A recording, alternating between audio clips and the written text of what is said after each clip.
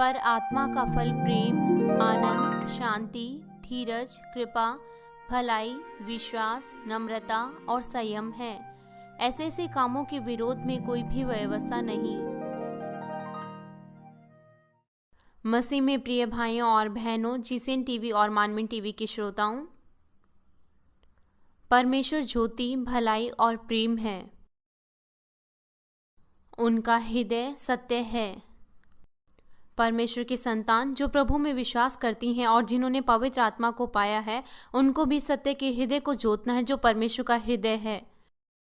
आप कल्पना कीजिए यदि मैं आपसे इस तरीके से कहता कि आपको परमेश्वर के समान अपने हृदय को जोतने की जरूरत है, क्योंकि परमेश्वर भी ज्योति है, तब क्या आप वास्तव में अपने हृदय को इस तरीके से जोतते?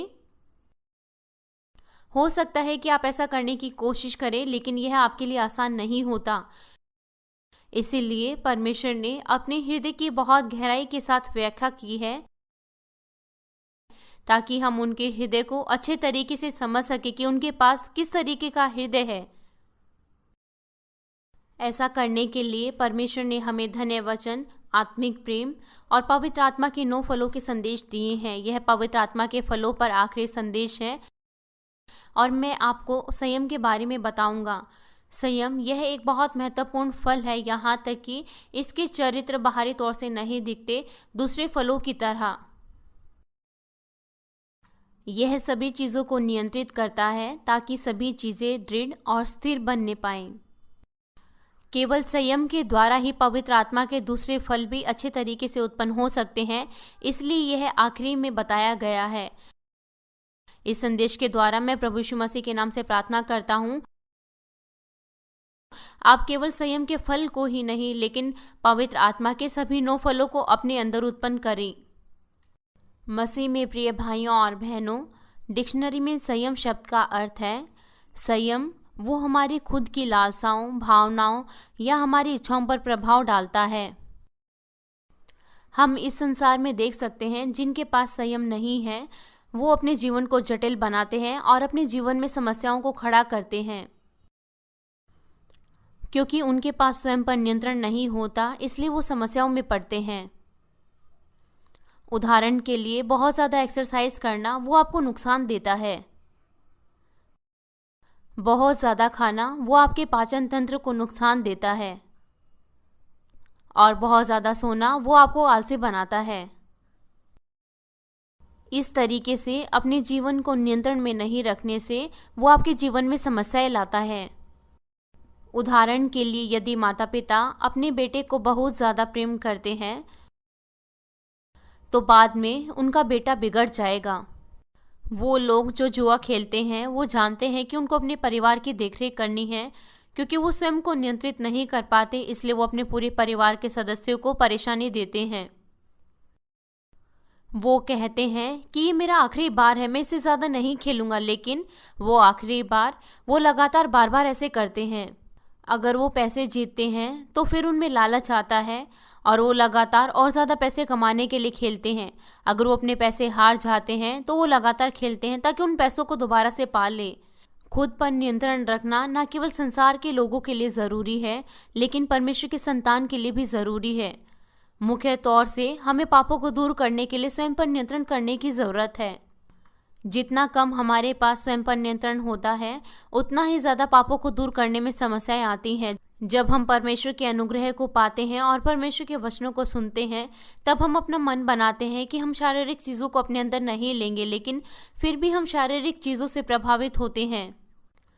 बहुत से लोग अपने होठों को पवित्र बनाने और सिद्ध बनाने के लिए प्रार्थना करते हैं, लेकिन वो अपने जीवन में भूल जाते हैं कि उन्होंने क्या प्रार्थना की थी और अपनी पुरानी आदतों के अनुसार ही बोलते हैं।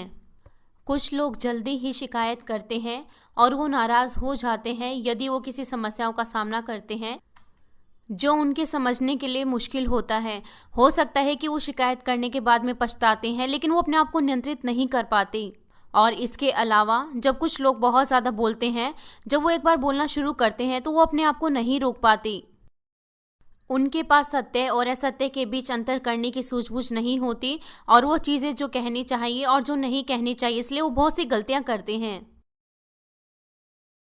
कोई एक ऐसा व्यक्ति है, वो बीच में बोलता है जब कोई दो लोग बातें कर रहे हों।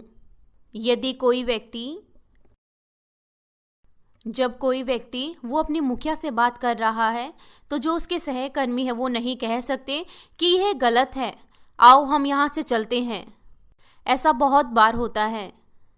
इस तरीके के व्यक्ति को जब मैं अपने चारों ओर देखता हूँ तो मैं उसे बाहर जाने के लिए कहूँगा। मेरा मतलब यह नहीं है, आप पूरी तरीके से मुझे गलत समझते हैं, ताकि वो अपने आप को बदल सके। संयम की कमी के कारण वो ऐसा करते हैं। वो अंत तक नहीं सुनते, लेकिन वो बीच में ही बातों को काट देते हैं। हो सकता है कि वो ठीक है और हो सकता है कि वो ठीक नहीं है, लेकिन अगर कोई अधिकारी उसे पसंद नहीं करता तो जो उसके सहकर्मी है उसे वहां से चले जाना चाहिए। ऐसा बहुत बार होता है। इसीलिए ऐसी बहुत सी चीज़ें हैं जो हमें बोलनी चाहिए और जो हमें नहीं बोलनी चाहिए। यदि हम अपने आप को नियंत्रित नहीं करते तो हम गलतियां कर सकते हैं।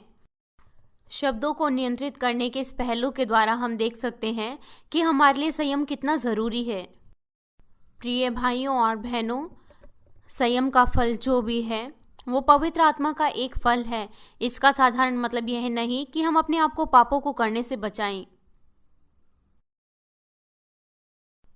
जिस तरीके से संयम पवित्र आत्मा का एक फल है, यह पवित्र आत्मा के दूसरे फलों को भी नियंत्रित करता है ताकि वो सिद्ध बने। यह बिल्कुल वैसा है जैसे कि यह एक केंद्र है और वो दूसरे पवित्र आत्मा के फलों का मेल मिलाप करता है और उन्हें आज्ञा देता है। जब दूसरे पवित्र आत्मा के फल हमारे हृदय में उत्पन्न होते हैं तो वो बाहर से भी प्रदर्शित होते हैं। यहाँ तक कि प्रभु में हम हमेशा कुछ अच्छा करते हैं, लेकिन हमेशा वह उत्तम नहीं होता। और आत्मा में भी हमें सभी चीज़ें पवित्र आत्मा की अगुवाई का अनुसरण करते हुए उनकी इच्छा के अनुसार करना है। उदाहरण के लिए, यहाँ तक कि हमारे पास आनंद का फल है, तब भी हम अपने आनंद को हर जगह और हर समय नहीं दिखा सकते। अगर लोग किसी की मृत्यु पर शोक कर रहे हैं और उस समय भी आपके मुंह पर खुशी है, तो दूसरे लोग आपसे क्या कहेंगे? वो आपसे क्या कहेंगे? उस समय वो आपसे यह नहीं कहेंगे कि आप धार्मिक हैं क्योंकि आपके पास आनंद का फल है। यहाँ तक कि उद्धार पाने का आनंद बहुत महान है, लेकिन हर एक स्थिति के अनुसार हमें इसे नियंत्रित करने की ज़रूरत है। इस तरीके से हम पवित्र आत्मा के फलों को उत्पन्न कर सकते हैं। जब हम परमेश्वर के लिए विश्वास योग्य होते हैं तो हमारे पास संयम होना ज़रूरी है। विशेष तौर से जब आपके पास बहुत से काम हैं, तब आपको अपने समय को निर्धारित करना है, कब और कहाँ पर किस समय आपको क्या काम करना है। यहाँ तक कि कोई एक विशेष मीटिंग जो आपके लिए बहुत अनुग्रहकारी है, आपको उस समय उसे ख़त्म कर देना चाहिए जिस समय उसे ख़त्म करना है। इस तरीके से आपको परमेश्वर के हर एक घराने में विश्वास योग्य होने के लिए संयम की ज़रूरत है। इसी तरीके से पवित्र आत्मा के दूसरे फलों के साथ भी ऐसा ही है, जैसे प्रेम, भलाई, आनंद आदि। इसी तरीके से जब पवित्र आत्मा के फल हृदय में उत्पन्न होते हैं और कार्य में दिखते हैं, तब हमें पवित्र आत्मा की अगुवाई को प्राप्त करना है और उसके अनुसार काम करना है। फिर हम प्राथमिकता के आधार पर उन कार्यों को कर सकते हैं जो कि पहले करना चाहिए और जो बाद में करना चाहिए। संयम के फल के द्वारा हमारे पास ऐसी सूझबूझ हो सकती है। अगर किसी के अंदर पवित्र आत्मा के सभी फल उत्पन्न हुए हैं, तो हम कह सकते हैं कि वो पवित्र आत्मा की आवाज़ को हर एक कार्यों में प्राप्त करता है। पवित्र आत्मा की अगुवाई का अनुसरण करने के लिए और सिद्धता के साथ कार्य करने के लिए हमारे पास संयम का फल होना बहुत ज़रूरी है। इसीलिए हम कहते हैं कि पवित्र आत्मा के सभी फल इस संयम के फल के द्वारा पूरे होते हैं, जो कि अंतिम फल है। इसीलिए मैं आपको संयम के फल को विस्तार से बताता हूँ। पहला, यदि हमारे पास संयम का फल है तो हम सभी चीज़ों में आज्ञा पालन करेंगे। हम कर्म के अनुसार अपने पद को समझेंगे। हम समझेंगे कि कब हमें कार्य करना चाहिए और कब नहीं, और किन शब्दों को बोलना चाहिए और किन शब्दों को नहीं बोलना चाहिए। तब सारे के सारे लड़ाई झगड़े, दूसरों को गलत समझना, ये सभी चीज़ें चली जाएंगी। बहुत सी दुर्घटनाएं वो संयम की कमी के कारण होती हैं। यदि आपके पास संयम है तो फिर आप हाईवे पर 70 किलोमीटर प्रति घंटा की रफ्तार से कार चलाएंगे। हाईवे पर इसलिए आप पुलिस के द्वारा नहीं पकड़े जाएंगे। लेकिन आप में से कुछ वो 150, 160 या फिर 200 किलोमीटर प्रति घंटा की रफ्तार से कार चलाते हैं, तब आपकी दुर्घटना हो सकती है, एक बार, 2 बार या जीवन में कभी भी। इसीलिए संयम की कमी वो दुर्घटना का एक मुख्य कारण है। इसीलिए हम किसी भी ऐसी चीज को नहीं करेंगे जो कि हमारे पद से अनुचित हो या फिर हमारी सीमा से बाहर हो। उदाहरण के लिए, यदि किसी मिशन का लीडर वो किसी से कुछ कार्य करने को कहता है और वह व्यक्ति वो जुनून के साथ भरा हुआ है, इसीलिए वो ऐसा महसूस करता है कि उसके पास बेहतर विचार हैं, इसीलिए वो उस कार्य में से कुछ बदल देता है और वो अपने अनुसार कार्य करता है, यहाँ तक कि उसने जुनून के साथ कार्य किया, लेकिन इसका मतलब है कि उसने संयम की कमी के कारण आदेशों का पालन नहीं किया। दूसरा, जब हम संयम के फलों को उत्पन्न करते हैं तो यहाँ तक कि हम कुछ भला करें तो भी हम चीज़ों, समय और जगह को ध्यान में रख सकते हैं। उदाहरण के लिए, प्रार्थना के दौरान चिल्लाना अच्छा है, लेकिन अगर हम बुद्धि के बिना चिल्लाए तो वो परमेश्वर का अनादर करना है। इसके अलावा जब आप सुसमाचार का प्रचार करते हैं और विश्वासियों के घर जाते हैं, आपके पास वचनों की समझ होनी चाहिए और उनके विश्वास के अनुसार उन्हें सत्य बताना है। अगर हम कहें कि आप उन लोगों को सुसमाचार का प्रचार करना चाहते हैं जो सुनना नहीं चाहते, या फिर आप पब्लिक ट्रांसपोर्टेशन में चिल्लाते हैं, यीशु मसीह में विश्वास करो, वो आपके लिए कार्य करेंगी, इस तरीके से आप परमेश्वर का अनादर करते हैं। इस तरीके से कोई भी विश्वास नहीं करेगा। यहाँ तक कि आप कुछ आत्मिक संदेशों से बहुत सा अनुग्रह पाते हैं, लेकिन आप सभी को इनका प्रचार नहीं कर सकते। इसीलिए एक समय होता है कि कब हमें दूसरों को बताना चाहिए और कब नहीं। यदि आप किसी एक ऐसे व्यक्ति को बताते हैं जिसको नहीं बताना चाहिए, तो हो सकता है कि वो डर जाएं। इसीलिए बाइबल कहती है, जो पवित्र है वो कुत्तों के आगे ना डालें और अपने मोती सूअरों के आगे ना डालें। लेकिन अगर आप फिर भी जोर देते हैं तो आप पर फिर दोष लगाया जाएगा। कुछ ऐसे वचन हैं जो बिना मेरी आज्ञा के नहीं बताने चाहिए, लेकिन कुछ लोग अपनी ही मर्जी से बता देते हैं और अंत में वो सदस्य उनको ठेस पहुंचती है और वो कलीसिया आना छोड़ देते हैं। इसीलिए उन वचनों को आपको दूसरों को नहीं बताना चाहिए, लेकिन ऐसा करने के द्वारा आप दूसरों को ठेस पहुंचाते हैं। यदि आप दूसरों के विश्वास के अनुसार उन्हें ऐसा बताते हैं जो उनके अनुसार नहीं है, तो हो सकता है कि आप उनके लिए ठोकर का कारण बने और वो न्याय और निंदा करें। कुछ मामलों में आप किसी व्यक्ति को बुलाते हैं जो दूसरे काम करने में व्यस्त हैं और उनसे किसी गवाहियों या फिर किसी बात को बताते हैं जो आपने वचनों के अनुसार महसूस की। यहाँ तक कि जो आप बताते हैं वह बहुत अच्छा है, लेकिन बिना संयम के वो दूसरों के हृदय को प्रभावित नहीं करेगी। हो सकता है कि वह व्यक्ति नम्रता के साथ आपको सुन रहा है, लेकिन वास्तविक तौर से आप उसको परेशान कर रहे हैं जब वो दूसरे काम करने में व्यस्त है और उसका दिमाग कहीं और है। और बाद में वह कहता है, कितना काफी है, इसका मतलब है कि वो आपको नहीं सुन रहा। मैं आपको एक और उदाहरण देता हूँ। जब किसी समूह की मेरे साथ परामर्श देने के लिए सभा होती है और उनमें से कोई एक व्यक्ति लगातार अपनी गवाहियों को मुझे बताता है, तो फिर क्या होगा?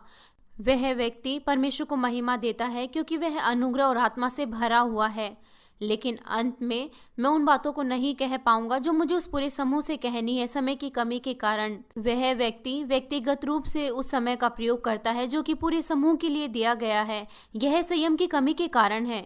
यहाँ तक कि आप कुछ भला कार्य करते हैं, लेकिन आपको सभी तरीके की परिस्थितियों को देखना चाहिए। प्रिय भाइयों और बहनों, तीसरा, यदि आपके पास संयम के फल हैं तो आप जल्दी में नहीं लेकिन शांति और विवेक के साथ प्रत्येक स्थिति में प्रतिक्रिया करेंगी। जिनके पास संयम नहीं होता वो धीरज नहीं रखते और दूसरों का ध्यान नहीं रखते जिस तरीके से वो जल्दी में होते हैं, तो उनके पास विचार करने की समझ नहीं होती और वो कुछ महत्वपूर्ण चीज़ों को भूल जाते हैं। वो आसानी से दूसरों का न्याय और निंदा करते हैं और दूसरों को असुविधा देते हैं। मुख्य तौर से जिनके पास धीरज नहीं होता वो बोलते समय और सुनते समय बहुत सी गलतियां करते हैं। इसीलिए हमें किसी की भी बातों के बीच में नहीं बोलना चाहिए और अंत तक ध्यान से सुनना चाहिए। इसीलिए हम गलत निष्कर्ष निकालने से बच सकते हैं। ऐसा करने के द्वारा हम दूसरे व्यक्ति को अच्छी तरीके से समझ सकते हैं और उसके अनुसार कार्य कर सकते हैं। इसीलिए आपको अंत तक ध्यान से सुनना चाहिए। तब आप दूसरे व्यक्ति को समझ सकते हैं कि दूसरा व्यक्ति क्या कहना चाहता है और सही तरीके से उत्तर दे सकते हैं, वरना आप उत्तर देने में बहुत सी गलतियां कर सकते हैं। पवित्र आत्मा को प्राप्त करने से पहले प्रेरित पौलुस के पास धीरज नहीं था और उसके पास भारी मुखी चरित्र था। उसने यीशु के सामने अपने आप को नियंत्रित करने की कोशिश की, लेकिन ऐसा करने के बाद भी उसका चरित्र प्रकट हो जाता था। जब यीशु ने पतरस से कहा कि उनके क्रूसीकरण से पहले पतरस उनका इनकार कर देगा, लेकिन पतरस ने तुरंत ही इसका इनकार किया जो भी यीशु ने कहा। उसने कहा कि वो कभी भी प्रभु का इनकार नहीं करेगा। इस तरीके से हमारी कलीसिया में पतरस की तरह बहुत से लोग हैं, वो मेरे पास सलाह के लिए आते हैं। पवित्र आत्मा मुझ में है और वो मुझे बताती है और मैं उन्हें उत्तर देता हूँ, लेकिन वो इसमें विश्वास नहीं करते। वो अपनी वर्तमान स्थिति को देखते हुए वो मेरे साथ सहमत नहीं होते और वो मेरे सुझावों को नहीं मानते, तो फिर मैं उनके लिए कुछ भी नहीं कर पाऊंगा। उनको बताते समय मैं इस तरीके से प्रार्थना नहीं कर सकता, पिता परमेश्वर वो गलती ना करें, चीज़ें उनके साथ गलत ना हो, केवल इतना ही मैं कर सकता हूँ। यहाँ तक कि पवित्र आत्मा उन कार्यों को करने के लिए नहीं कहती, लेकिन वो अपनी ही योजनाओं के अनुसार कार्य करते हैं। तब मैं उन्हें एक हिंट देता हूँ, यदि वे इसे आमीन कहते हुए ग्रहण करेंगे तो यह उनके लिए आशीषें होंगी।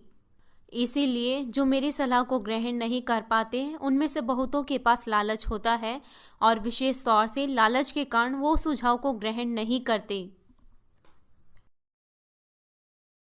यदि पतरस के पास संयम का फल होता तो वो यीशु के सामने इनकार नहीं करता, लेकिन सही उत्तर ढूंढने की कोशिश करता। पतरस जानता था कि यीशु परमेश्वर का पुत्र है और वो ऐसे वचनों को बिना मतलब के नहीं कहेंगे, इसलिए उन वचनों को उन्हें अपने मन में रखना चाहिए था और ऐसा करने के द्वारा वो सचेत रहता और कभी इनकार ना करता। सोच समझकर अच्छी तरीके से कार्य करना यह संयम के द्वारा आता है। जब हम दूसरों के साथ बात करते हैं, बहुत बार दूसरे लोगों का हृदय अलग होता है। कुछ लोग अपनी गलतियों को छिपाने के लिए वो दूसरों की गलतियां निकालते हैं। वो अपने लालच को पूरा करने के लिए किसी चीज़ों को मांगते हैं, लेकिन वो इस तरीके से मांगते हैं जैसे दूसरों को उसकी ज़रूरत है। वो इस तरीके से दिखावा करके प्रश्न पूछते हैं जैसे कि वो परमेश्वर की इच्छा को जानना चाहते हैं, लेकिन वास्तव में वो अपनी इच्छा के अनुसार करते हैं। लेकिन अगर हम उनके साथ शांति से बातचीत करें तो हम देख सकते हैं अंत में उनका हृदय प्रकट हो जाता है। जिनके पास संयम है वो आसानी से दूसरे व्यक्तियों के वचनों से नहीं हिलेंगे। वो शांतिपूर्ण दूसरों को आसानी से सुन सकते हैं और पवित्र आत्मा के कार्यों के द्वारा वो सत्य को पहचान सकते हैं। इसीलिए जब आप किसी को सुनते हैं, जब आप सुनते हैं तो आप किसी का न्याय और निंदा ना करें, क्योंकि आप सही तरीके से उत्तर नहीं दे पाते यदि आप न्याय करेंगे। इसीलिए फिर आप सही तरीके से उत्तर नहीं प्राप्त कर पाएंगे। यदि आप न्याय करेंगे तो फिर आप उनकी निंदा करेंगे और वास्तविक तौर से आप एक पाप करते हैं और न्याय करना यह एक पाप है। इसीलिए बिना गलती किए आप दूसरों पर दोष लगाते हैं, इसलिए आप अपने पापों में पाप बढ़ाते हैं। इसीलिए आपको क्या करना है, सुने और उस पर ध्यान करें। तब आप पवित्र आत्मा के कार्यों के द्वारा सत्य को पहचानने पाएंगे। जब वो संयम के साथ सोचते हैं तो वो बहुत सी गलतियों को घटा सकते हैं जो कि गलत निर्णय लेने से होती है। ऐसी गलतियां लगातार घटती जाएंगी और एक दिन वो दूर हो जाएंगी। जिस हद तक उनके वचन भारी होते हैं और अधिकार होता है, दूसरों पर उनका भारी प्रभाव पड़ता है। प्रिय भाइयों और बहनों, तब किस तरीके से हम संयम के फलों को उत्पन्न कर सकते हैं? पहला, हमारे पास बिना बदलने वाला हृदय होना चाहिए। हमें सत्य के अनुसार अपना हृदय सत्य में जोतना है, जिसमें कुछ भी झूठ और चालाकी ना हो। मैं आपको दोबारा से बताता हूँ, हमारे पास बिना बदलने वाला हृदय होना चाहिए। हमें अपने हृदय को सत्य में जोतना है, जिसमें कुछ भी झूठ और चालाकी ना हो। तब हमारे पास उन कार्यों को करने की सामर्थ्य होगी जिन्हें हम करना चाहते हैं। निसंदेह एक ही रात में हम इस तरीके से अपने हृदय को नहीं जो सकते। छोटी चीज़ों से लेकर हमें अपने आप को लगातार प्रशिक्षित करना है। इसीलिए आपको छोटी चीज़ों से शुरुआत करनी है। अपने हृदय को ना बदलें, अपने मन में रखें और अपने मन को केंद्रित करें सभी प्रकार की चीज़ों को इस तरीके से। इसीलिए छोटी चीज़ों से शुरुआत करने से एक बार जब हम अपना मन बनाते हैं तो हमें अपने हृदय को बिना बदले हुए से करना है। जिस तरीके से हम लगातार ऐसी कोशिशें करते हैं, अंत में हमारे पास बिना बदलने वाला हृदय होगा और संयम की सामर्थ्य होगी। अगला, हमें पवित्र आत्मा की आवाज़ को सुनने के लिए खुद को प्रशिक्षित करना है। अपनी इच्छा के अनुसार करने से पहले हम पवित्र आत्मा की आवाज़ को सुनने की कोशिश करें। तब जैसे ही हमें पवित्र आत्मा की अगुवाई प्राप्त होती है, हमें इसका पालन करना है। अगर आप हमेशा पवित्र आत्मा की अगुवाई प्राप्त करें और उसका पालन करें, तब हम यहाँ तक कि कोमल मामलों पर भी सोच सकते हैं। इसीलिए जब आप इस तरीके से प्रशिक्षित होंगे तो आप अपना मन बनाकर रख सकते हैं। अगर कहें कि आपने 1 घंटा प्रार्थना करने का सोचा है तो फिर आप कर पाएंगी। मैं बाइबल का एक पद याद करूंगा तो फिर आप कर पाएंगे। मैं एक दिन में बाइबल का एक अध्याय पढ़ूंगा तो आप इसे करेंगी। इसे अपनी आदत बनाइए, वो है जो हमारे प्रभु ने हमें करने को कहा है। ऐसे विचारों के द्वारा हम हमेशा मेल मिलाप के साथ कार्य कर सकते हैं। मैं इस संदेश का निष्कर्ष देता हूँ मसीह में प्रिय भाइयों और बहनों, मैं पवित्र आत्मा के 9 फलों की इस श्रृंखला का अंत संयम के फल के साथ कर रहा हूँ। अब क्या आप अपने हृदय में सोचते हैं कि पवित्र आत्मा का हर एक फल कैसा है? पवित्र आत्मा का हर एक फल वो इस संसार के मणि रत्नों से भी कहीं अधिक बहुमूल्य है।